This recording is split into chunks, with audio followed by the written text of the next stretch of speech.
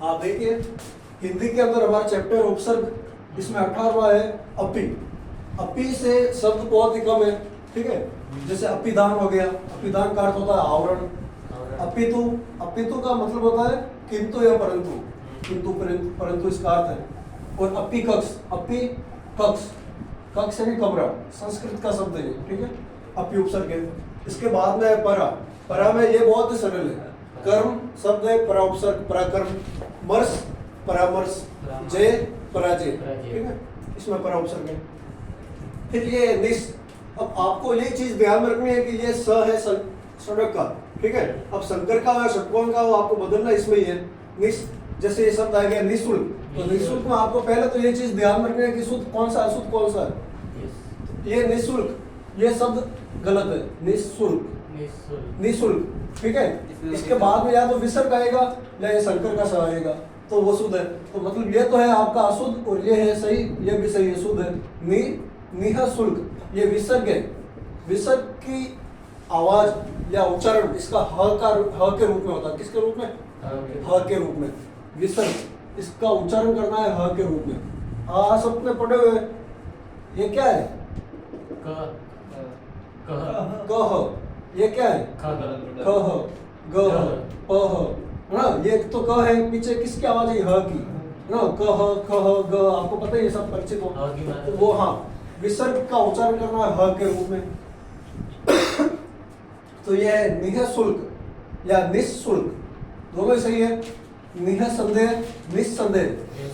निःशुल्क का अर्थ है बिना शुल्क के, बिना पैसों के, फ्री, फ्री में इलाज होता है, मुफ्त में वो। निस्संदेह, बिना किसी संदेह के, ठीक है। निस्सहाय, बिना किसी सहारे के। नी का मतलब यहाँ पर नहीं, ठीक है। सॉरी, निस का अर्थ है नहीं यहाँ पर, या इनमें। अब देखो ये निश्चय, इसमें भी ये है स, बदलना इसको किसमें? स में। निश्चय और निश्चिंत, निस उपसर्ग इसमें। अब ये है अगला नी। मूल शब्द क्या है? डर। मूल शब्द डर, डर यानी भय, ठीक है। और नी उपसर्ग लगा निडर, बिना किसी डर के, बिना किसी भय के। निहत्ता, यहाँ पर देखो हत्ता का मतलब अलग है। हत्ता का मतलब होता है हाथ। हत्ता का मतलब क्या होता है? हाथ। तो यहाँ पर ऐसा नहीं समझे कि डर का मतलब तो होता है भय, और नी उपसर्ग, नी का मतलब हुआ नहीं। नी का मतलब क्या हुआ? नहीं। सब जगह नहीं होगा, कुछ शब्दों में। अब यहाँ पर तो है नहीं, नी डर, डर नहीं, बिना किसी डर के। तो इसका मतलब ये नहीं कि नी हर जगह नहीं के रूप में आएगा, नहीं, ठीक है। हर जगह नहीं के रूप में नहीं आएगा, ये अलग अलग कर देगा। अब हत्ता का मतलब है हाथ, और नी उपसर्ग लगाए तो आप ये नहीं समझे कि नी यानी नहीं और हत्ता भी साथ, बिना हाथ के। ये ठाकुर नहीं बिना हाथों का, वो अलग है। नी हत्ता का मतलब है, हत्ता का मतलब तो है हाथ। हाँ, निहत्ता का मतलब है जिसके हाथ में कोई औजार नहीं हो, है ना, अस्त्र शस्त्र नहीं हो, निहत्ता। युद्ध में पहले के समय में ऐसा होता था, निहत्ता। निहत्ता जो वीर होता है उसके ऊपर कोई वार नहीं करते हैं, उसको पहले उसके हाथ में भी कुछ शस्त्र देते हैं, ठीक है। निहत्ते पर वार नहीं करते हैं। तो निहत्ता का मतलब बिना हाथों का नहीं है, बिना हाथों के में शस्त्र है, ये है निहत्ता। निबंध, बंध का मतलब बांधना, और निबंध ये एक चैप्टर है हिंदी का। निबंध विस्तार से कोई लंबा लेख, ठीक है। नियोग, योग मूल शब्द है, नी उपसर्ग है। निषेध, नी उपसर्ग है। नियम, नी, और निकम्मा, नी उपसर्ग है। निकम्मा, एक तो होता है कम्मा। कम्मा का मतलब क्या है? अम्मा अलग है, ये कम्मा है। कम्मा का मतलब क्या है? काम करने वाला। निकम्मा यानी कि जो काम से जी चुराता है, निकम्मा।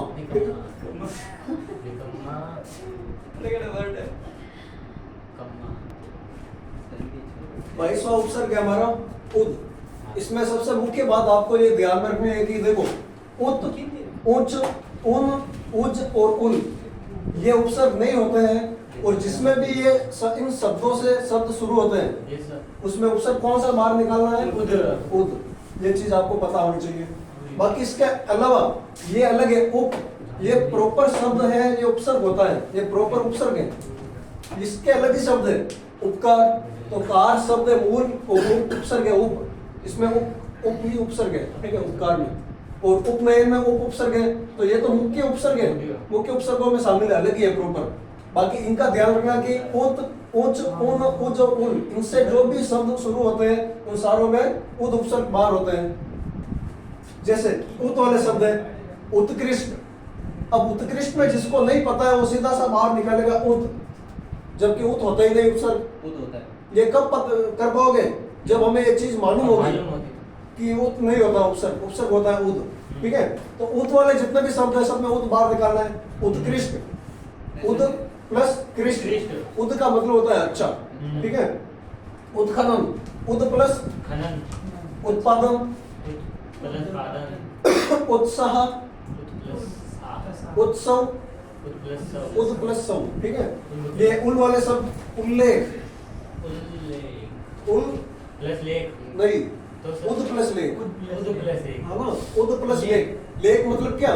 लिखना। लिखना। उल मीन्स अच्छा, हम कहते हैं उसका उल्लेख किया हुआ है, मतलब अच्छा लिखा हुआ है ना, अच्छा लेख नहीं लिखा हुआ, अच्छा लिखा हुआ है।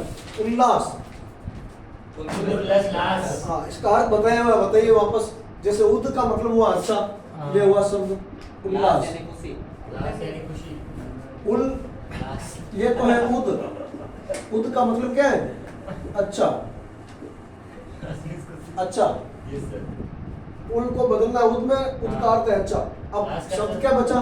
लास। लास, लास का मतलब क्या हुआ? सब नहीं खुशी। खुशी बोले। देखो ये सव है, हाँ। या जिसको मृत शरीर कहते हैं हम, देह, मृत देह, देह में शरीर। ठीक है, तो ये वो लाश अलग है। वो कौन सी लाश है? वो ये है लाश, ये लाश है। लाश वाली लास लास करो। हाँ, ये है स, लाश। हाँ। लाश का मतलब होता है क्रिया। क्रिया, लाश का मतलब क्या होता है? क्रिया। ये बताई हुई चीज है आपको। लाश का मतलब है क्रिया। क्या होता है? उल यानी अच्छा, लाश यानी क्रिया। अब यहाँ पर क्रिया जो शब्द है वो स्त्रीलिंग है, तो इसलिए यहाँ पर अच्छा किस में बदल जाएगा? अच्छी में। अच्छा क्रिया नहीं होगा, अच्छी क्रिया।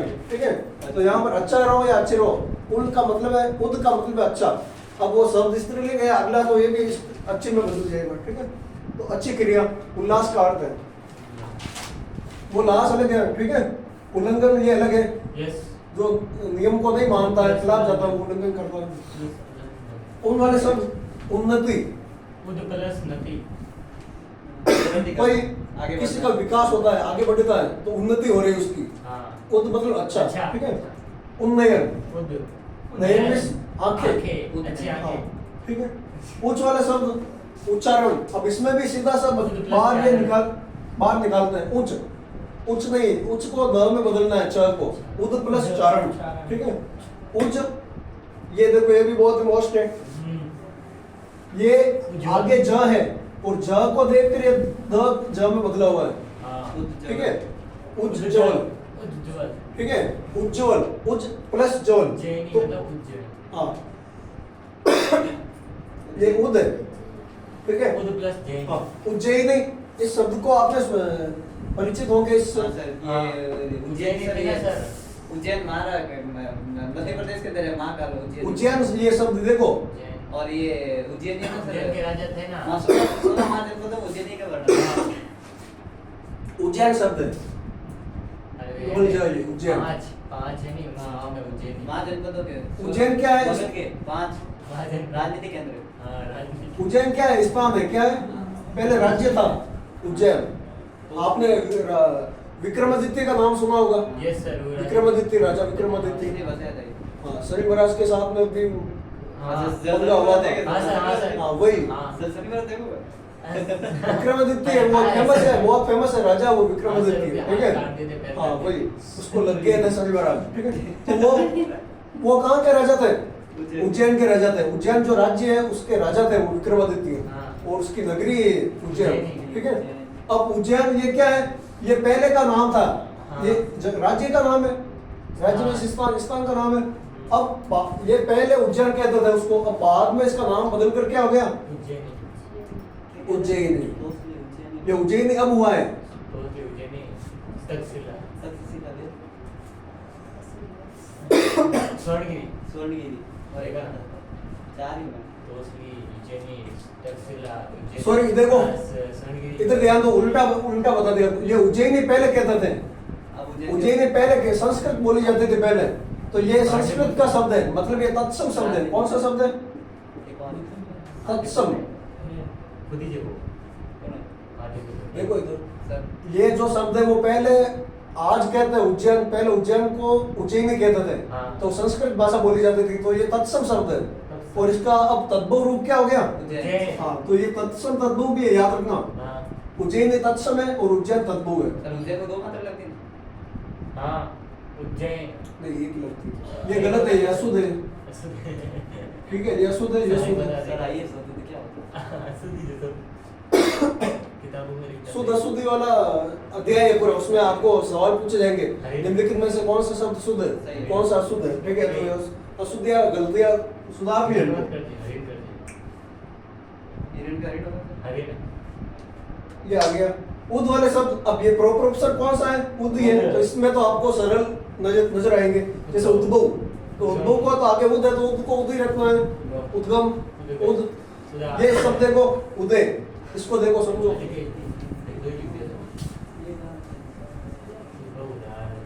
ये शब्द क्या है? उदय। उदय में उपसर्ग कौन सा है? उद प्लस अय। अब यहाँ पर उद का अर्थ है, अच्छा अर्थ भी है। यहाँ पर इसका अर्थ अलग है, एक शब्द का एक अर्थ नहीं होता है, ठीक है, अलग अलग अर्थ होता है।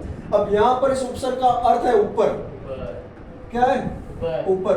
देखो ये भी तत्सम तत्व है, ये बताया मैं आपको। ये है ऊपरी, ऊपरी शब्द आया था, पता ना संधि विच्छेद में, हाँ भूमि के ऊपर ऊपरी, तो वो वाला शब्द है। ये तो है तत्सम। पहले संस्कृत में ऊपर की ओर इसको कहता था ऊपरी, फिर ये बोलने की सुविधा के लिए इसको किस में बदल दिया? ऊपर में। ठीक है, तो ये है, ये भी सही है, गलत नहीं है, लेकिन ये तत्सम है और ये तद्भव और ये तद्भव है। इसका रूप बदलकर इसको तद्भव में हिंदी में बदल दिया। पहले ये संस्कृत का है या हिंदी का है? तत्सम का मतलब है संस्कृत के शब्द और तद्भव का मतलब है संस्कृत के वही शब्द जिसको बदलकर हिंदी में बदल दिया है ना, रूप उसका हिंदी में बदल दिया, वो कहलाता है हिंदी के शब्द। तो ये तो ऊपर, तो ऊपर ऐसे लिखते हैं, ऐसे नहीं लिखते ऊपर, ये गलत है ना, ये पता है सबको। अब ऊपरी में तो ऐसे लिखेंगे, ऊपरी में तो वो छोटा होगा, लेकिन ऊपर में वो बड़ी ऊ की मात्रा होगी। ठीक है, तो उद का मतलब यहाँ पर ऊपर और ऐ का मतलब है आना, ऊपर की ओर आना। सूर्य जब ऊपर आता है तो उसको कहते हैं सूर्य उदय हो गया। पहाड़ी के पीछे से उदय होता है, ठीक है, पर्वत के पीछे से। तो उत्तरांचल अस्तांचल पर्वत है, उत्तरांचल उसके पीछे से सूर्य उदय होता है, और अस्तांचल अस्त डूबना, तो अस्त होता है सूर्य। अस्तांचल के पीछे, अस्तांचल एक पर्वत का नाम है जिसके पीछे सूर्य अस्त होता है, और उत्तरांचल भी एक पर्वत का नाम है जिसके पीछे से सूर्य उदय होता है। ठीक है, तो ये है उदय। उदय मतलब ऊपर की ओर आना, वो इसका अर्थ है। दूसरा शब्द उदार, इसमें भी उद उपसर्ग है। अब उद का मतलब यहाँ पर है अच्छा, उद का मतलब है अच्छा, और इसमें आर का मतलब है होना। उदार, उदार का मतलब होता है अच्छा व्यक्ति, अच्छा जिसका स्वभाव अच्छा है। उदार कि वो है, उदार का मतलब वो मत ले लेना, दुकान पर जाता है मांगते हैं कि पैसे नहीं है उधार दे दो, तो वो क्या था? उधार गरे पदार, ठीक है, वो अलग चीज है। उदार का मतलब है अच्छे स्वभाव का, ठीक है, उदार का मतलब क्या है? अच्छे स्वभाव वाला व्यक्ति। तो उदार का मतलब उद यानी अच्छा और आर यानी होना, जिसका स्वभाव जिसका स्वभाव के बारे में है, जिसका स्वभाव कैसा है? अच्छा है, अच्छे स्वभाव का, तो इसका ये उदार कर दो। ये आपके उपसर्ग हो गए हैं, मुख्य 22 उपसर्ग। वापस कह रहा हूँ मैं, उपसर्ग होते हैं बहुत सारे जिसकी कोई काउंटिंग नहीं है, लेकिन मुख्य उपसर्ग जो हमने देखे हैं 22 वो है। इसके अलावा भी बहुत सारे उपसर्ग है, बाकी वो सारे के सारे सरल है जी, जैसे आएंगे आपको वैसा नजर आएंगे, वो तो वो लगभग वही है।